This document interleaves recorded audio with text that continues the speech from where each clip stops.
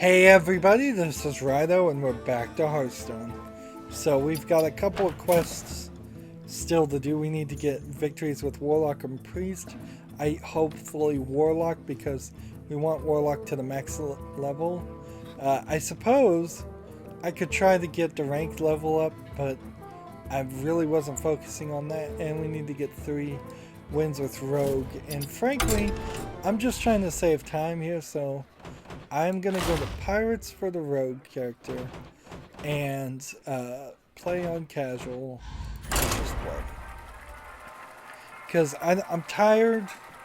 Frankly, the year of 2016, if anything, just made me more tired of struggling with Hearthstone, and they made it a little bit easier with easier quests sometimes, but Hearthstone took up a ton of my time, and if I wasn't playing Hearthstone, I would have probably had at least 10 to 14 other games covered instead. And I would like to quit covering Hearthstone, but it's never going to happen, at least not until people stop watching the expansions. So I'm in this catch-22, as I always say. One of the things that's going on is a Hearthstone player is upset with the lack of weapons for Rogue, which is a very valid argument in my opinion. There is way too few weapons. There are way too few weapons in the Rogue collection, since there's also way too few weapons in general. And so this Hearthstone player, in protest of the lack of weapons for the Rogue, is making a weapon for the Rogue, and one every day until Blizzard has a new one, which is not really punishing them in any way whatsoever. If anything, it's just giving them ideas. But it's at least imaginative way to protest a lack of good cards in your game. So we're in the middle of the Steam sale right now, and with the Steam sale going on, one of the games was up for contention. One of the games that was up for contention was Ark Survivor Evolved. And so they said, in a half-jokingly way, that if they win that award, they will add sheep to the game.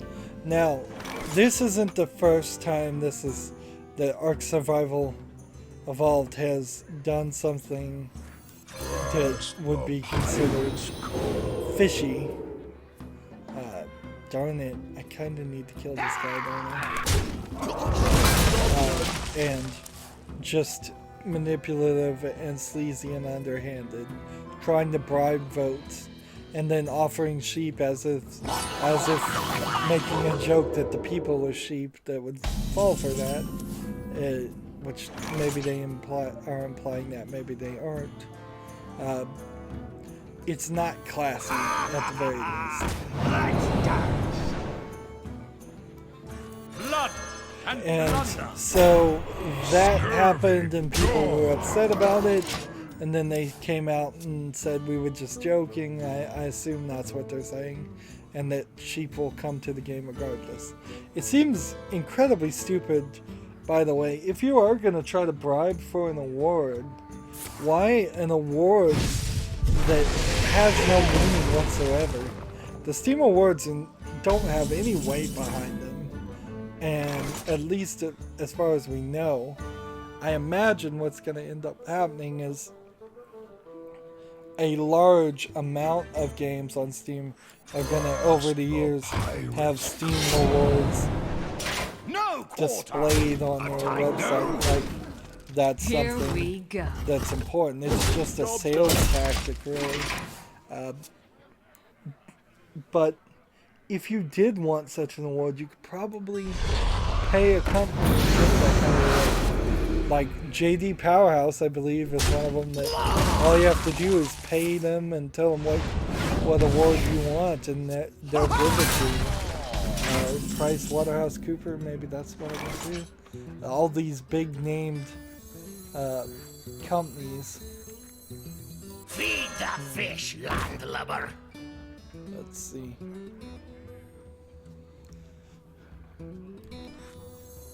My mother does love Here we go.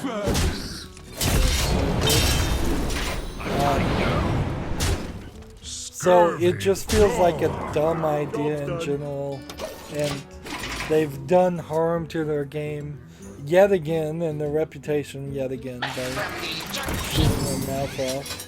And this is what's crazy is that Ark Survival Evolved actually probably is keeping its name in the news by causing little incidents and uproars every few months. Otherwise, nobody would be talking about it because it's not that good of a game as far as I can tell. And I guess I just won't ever play it. I probably wasn't ever going to play it anyways, but I'm starting to think I should just stop talking about it in the same way that, like, Sunken Seas is obviously paying PC Gamer or Eurogamer, one of those companies, because they're constantly talking about Sunken Seas way more than they should be, or than you normally would.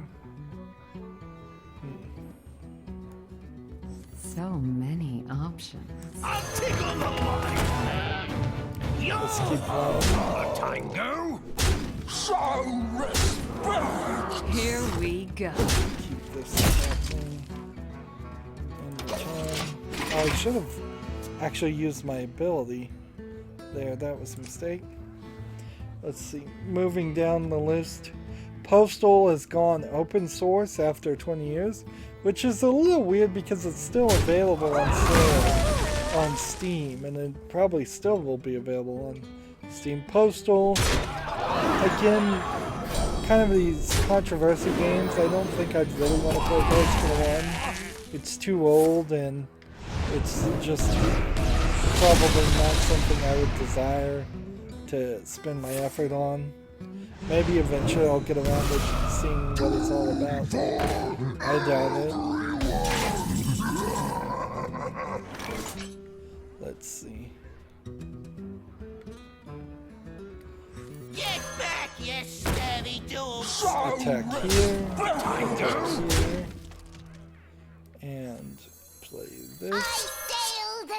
Here we go. The people that were laid off by, some of the people that were laid off by Crytek have formed a new company called Black Sea Games, which is named after the company Black Sea Studios, but not the same company. So basically Black Sea Studios was bought out / merged with Crytek. Crytek over a while ran out of money, and because they ran out of money, they then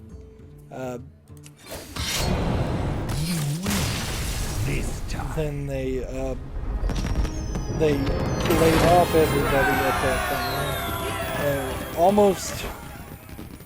Almost a good strategy.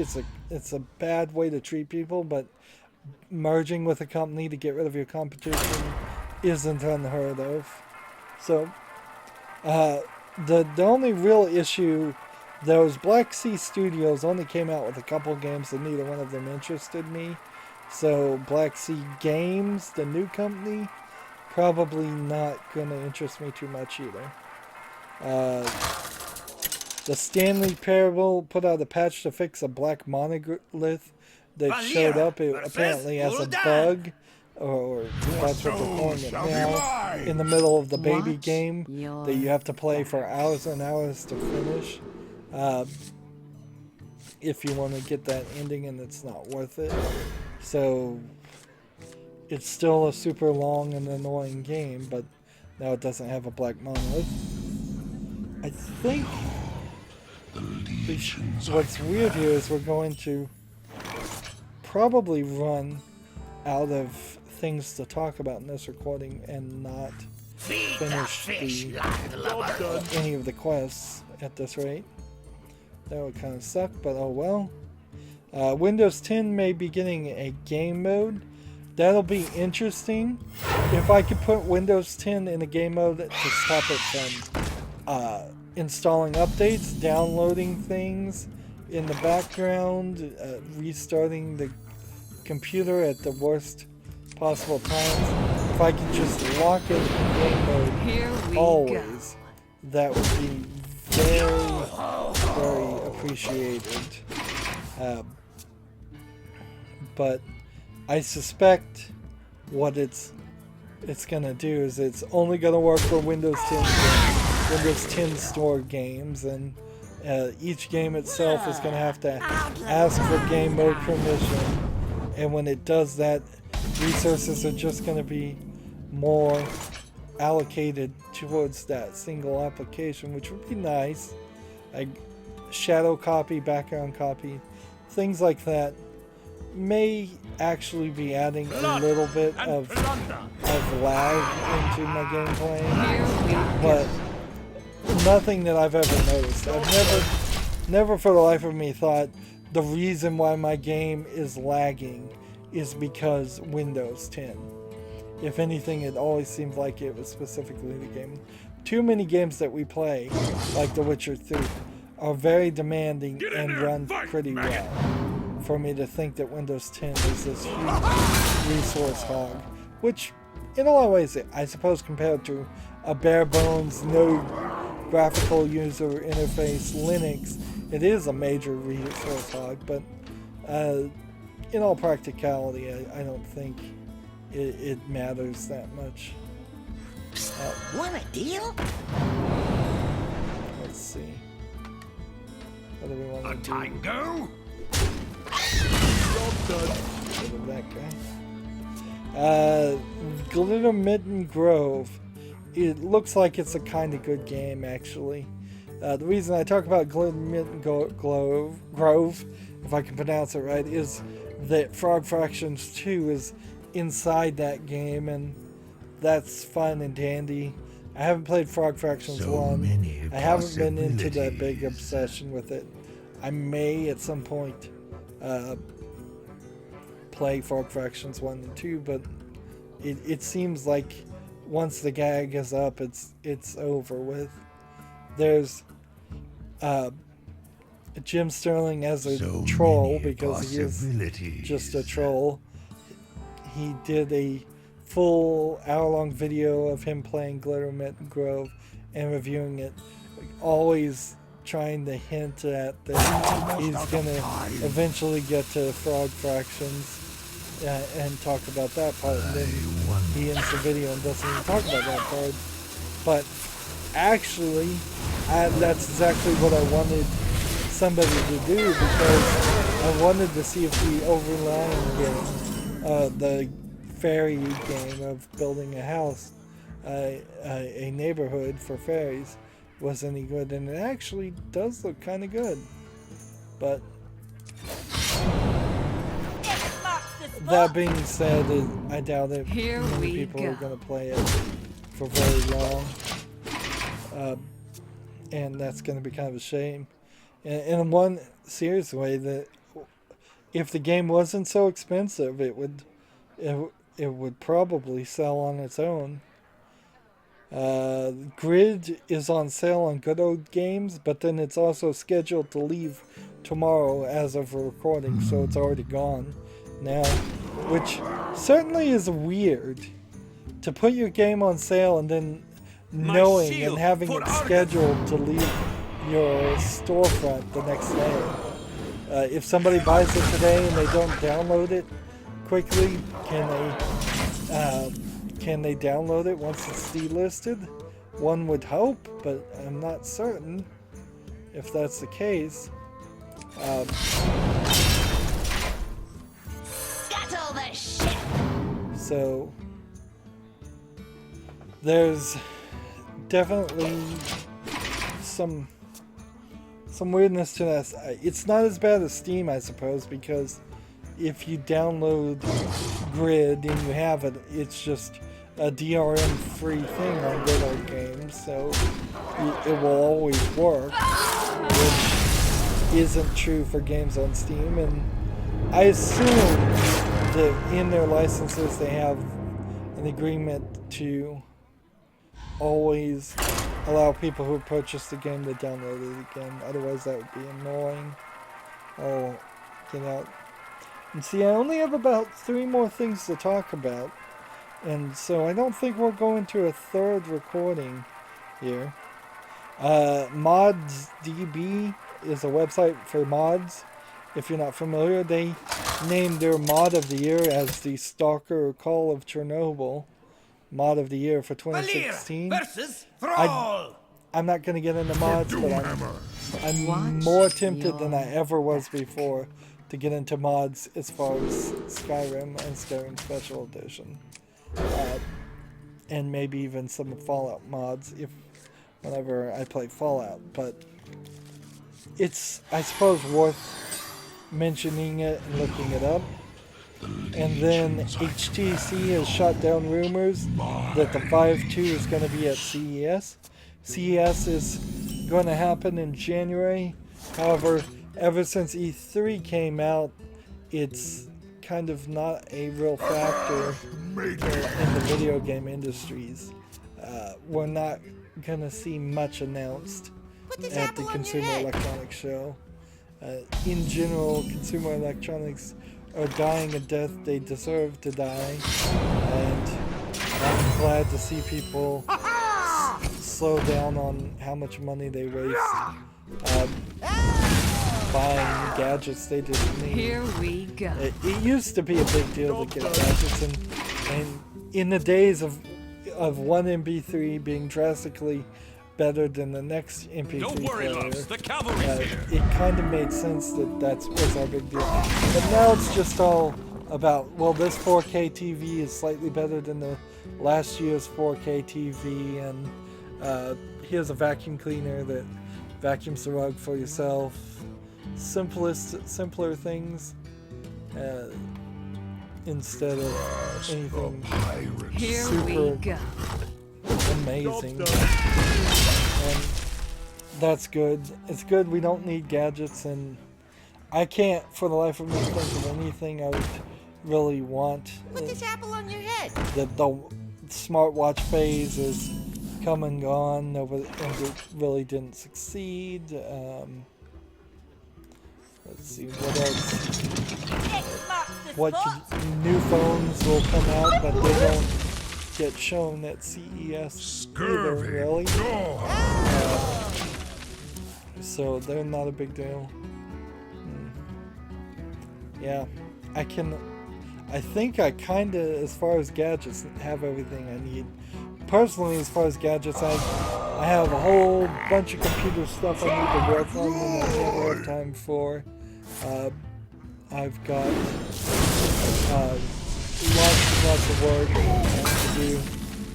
We're not gonna see a new console from any of the big companies, and if some small company said they were gonna come out with a new console, I'd have to just laugh at them, really. Want a deal? Here we go. Let's go ahead and kill this guy. And so that leaves the last thing I wanted to talk about. So, this again is a rant, and it's a rant I've already kind of talked about several times. How I've talked about how each critic of anything's opinions should just be that, and that the idea of coming to a consensus and having a group of people trying to convince each other whether they like a video game or they like a movie or they like a book is silly and stupid and doesn't really accomplish anything. And I'm really, really glad that Giant Bomb only does a Game of the Year once a year. Because if they really tried to convince each other to agree what the best game was every week, I would definitely have to stop listening to their podcast. Maybe that would save me 3 hours a week to 6 hours a week now that they have the East Coast and West Coast Get happening. back, you steady dude. But It's a particularly deal. in this day 5 deliberations, I've seen all of actually Here throughout we the whole go. week.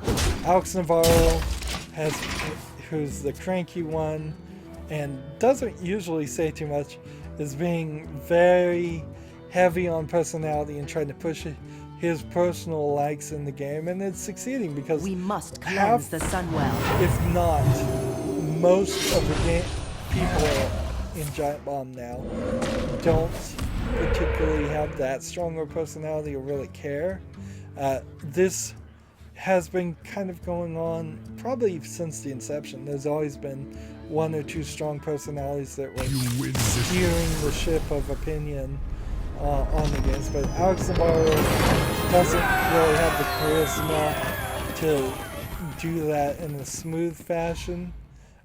Certainly Jeff Gersman, the guy who's the boss, also has been steering the ship every now and then when he cared, but I think in a lot of ways Jeff Gersman doesn't play enough games these days of modern games. He's playing old games, and so he's kind of less The light tied shall bring into all victory. that. Watch your Alex Navarro, I guess back. it's worth mentioning too, used to work in the video game industry, so he went from a video game industry person to a critic, which might explain why part of what he's of his personality things, because I think he may have been in advertising or something like that for Rock Band, and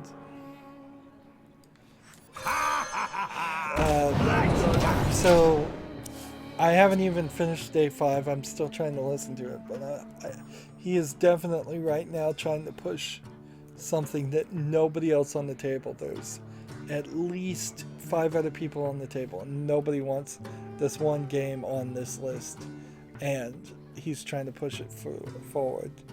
And he's complaining about his picks not making it forward in 2 of the previous things. Jeff Gersman actually did something even worse earlier, where one of the guys said, "Shall we put it to a vote?" And he just said no, straight up, just no, period. And they're like, okay. Honestly, I don't think any of them responded as shocked as they should have, because if anything, in these group discussions for the Game of the Year for the site, if you are going to make this homunculus consciousness, this homunculus opinion of all the employees, you kind of either need to leave it all down to the boss is going to pick them all and that's it, which fine, the boss, you can do that, it's a jerk move, but you can certainly do it, or you need to put it to a vote and literally just say, well, majority wins, and that would solve all the deliberations. In a lot of ways, the reason why it takes them 5 days and 2.5 hours each day to make these decisions is because they're looking for conflict and creating conflict that should not and need not actually exist. Because all you would have to do is just vote and then you're done with it. Let's see. Here we go. I'm gonna go ahead and hit this and then the turn. So yeah, he doesn't believe in democracy. He's looking for conflict. He's looking for people to be convinced to all agree. It's really just a stupid waste of time. I'm glad when I do my Game of the Year, it's just me and me alone. I don't have to convince anybody else to agree with or like my Game of the Year. I showed all the games I played. Those are all the ones in contention. If somebody else likes those games more than I did, fine, whatever. That's their list. I made mine. I gave my opinion. I don't really defend it because there is literally no defending opinion.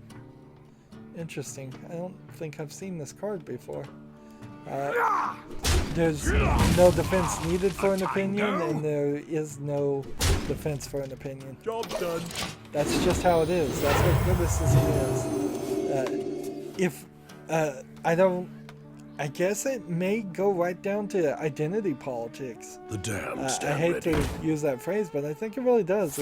It's the same thing as saying, like, Nintendo's better than Sega. Sega's better than Nintendo. I've been through that. I'm too old for that, to quote a movie. I'm too old for that line of thinking. Like, Nintendo, Sega, whatever you like, whatever. It's your opinion. You're entitled to your opinion. Opinions are like buttholes in that everybody has one. So there, I've both said everybody's entitled to them and exactly what they're worth. They're worthless. My criticisms, I just said opinions are worthless, so you have to then decide if you think my criticisms and what I say about the games are worth anything or not. If people watch my videos and decide everything I say is BS and they love the game that I hate and they want to go buy it, good. I hope I helped them out, and I've still done my job as a critic, in my opinion, because I helped you make a decision. Whether you agree with me or disagree with me is not the point. The point is I lay out my observations, and from those observations I help you make a decision. If people don't want to listen to my opinion about how you shouldn't pre-order video games, which is a pretty popular one anyways, then fine. Hopefully at least they've made that decision being more informed. If I say a game is awful and people love it, great. If I say a game is great and people hate it, sorry. But at least you had more information. At least you had some help. And I just don't see a point in saying the game of the year. The truth is, the game of the year, I shouldn't even do it. I don't really believe in it. But the game of the year should be every game that came out in 2016. Should be game of the year. Because they all are games of that year. There's at least the developer would almost certainly give their own game of the year if they could. And we see that time and time again when the game of the year title is put at the end of compilations of games. So there is now like game of the year, I think Rise of the Tomb Raider. I'm not sure that anybody really gave it Game of the Year awards. They don't care. At the end of the day, they just use that as a way to indicate that this version's going to have all the DLC and everything in it. Which is fine. That phrase, and that is a Game of the Year, is way more important than Giant Bomb's use of the phrase Game of the Year, or my own personal use of Game of the Year.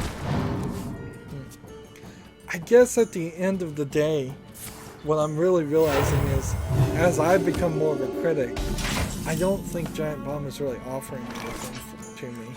Well played. Which is a shame. I suppose it's keeping me entertained to a certain level still, but as time goes on, as the people change from working there, less and less appeals. I'm gonna cough, so I'm gonna mute myself. One sec.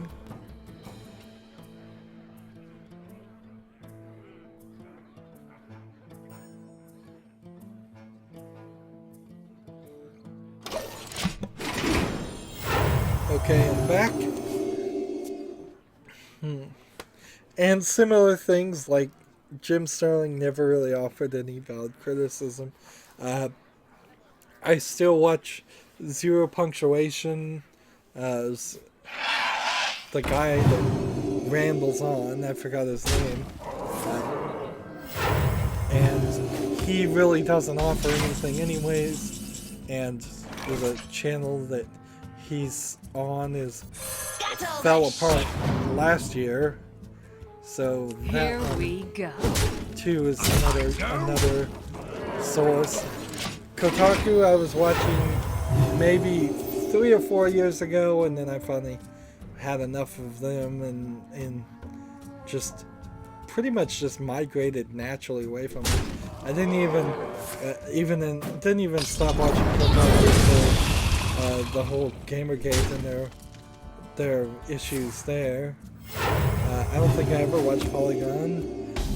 Right now I'm watching Eurogamer and PC Gamer, but one of them I know for a fact is a little deceptive in their advertising, so I should stop watching that on Twitter.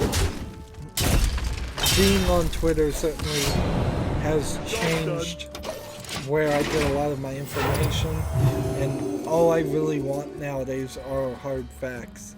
And entertainment is less and less do I have time for it. Back when I wasn't running a YouTube channel, sure, 3 hours a week was more than enough free time to listen to. Now, I barely even listen to the Beastcast half the time. And when I do, they barely even talk about video games. So I'm getting more and more into just listening into movie reviews and other things, and eventually I'll probably stop all of it. So I guess at the end of the day, I'm just saying my tastes are evolving or changing as the years go by, and I need to learn from that and continue Quickly. down that path, I suppose, embrace it. Blessed be this funnel cake. And Game of the Years are stupid. That's why, really, on my videos, when I do Game of the Year, it's probably only 20 minutes of Game of the Year, and then Here we go. an hour and 40 minutes of a year in review, which was at least a little bit eye-opening on how badly my channel is doing, or how well my channel is doing. I felt like it was doing a lot better than what some of the charts seem to indicate.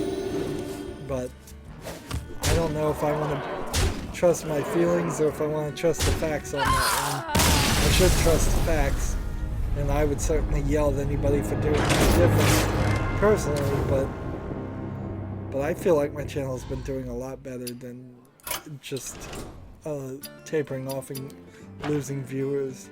It has felt like it's been losing some viewership in the past month of December, but I feel like that's just because of Christmas, and that's going to happen every year. At the end of the day, I have 104 subscribers, and I'm happy with that, and I have over 170,000 views, so that's a great number to be happy about. Now, I'm not completely happy about where we're going to end this recording session, but since we're in the middle of Christmas, there's really nothing more to talk about, so that's where we have to end this. I will off-screen get one victory with the priest or warlock, hopefully the warlocks, so we can level up the warlock, and get one victory with the rogue, and do the hero ability 9 more times, and then that will give me 140, which puts me at 4,560 gold. So we're not, but maybe a couple weeks till we're back up to 5,000. No new expansion has come out or been announced, thank goodness for that.